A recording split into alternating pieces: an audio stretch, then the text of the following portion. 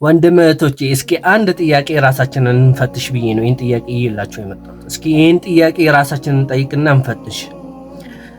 በየቀኑ የምንሰራው ኢባዳ፣ በየቀኑ የምንሰግደው ሰላት፣ በየቀኑ የምንቀራው ቁርአን፣ በየቀኑ የምናደርገው ዚክር ምን ያህል ከወንጀል እያራቀን ነው?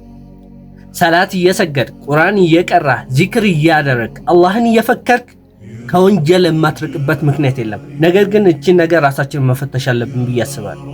ምን ያህል ከወንጀል እያራቀን ነው? ምሰራው ኢባዳ ከወንጀል የማያርቅ ከሆነ ዋና ኮሩን ነው የምታጡት።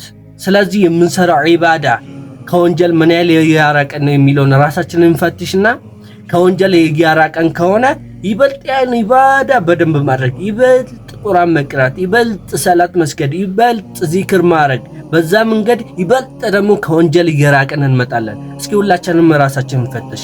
በየቀኑ የምናደርገው ኢባዳ ምን ያህል ከወንጀል እያራቀን ነው? እስኪ ይህን ራሳችንን እንፈትሽና ከወንጀል የመራቅ ሂደታችንን በደንብ አድርገን ያማረ እናድርግ። ከወንጀል በደንብ እንራቅ። ኢባዳችንን በደንብ ከፍ እናድርግ። አላህ ኢማናችንን ከፍ ያደርግልን ዘንድ ለሁሉም ቪዲዮን ላኩላቸው። ሰላሙ አለይኩም ወራህመቱላሂ ተዓላ ወበረካቱ።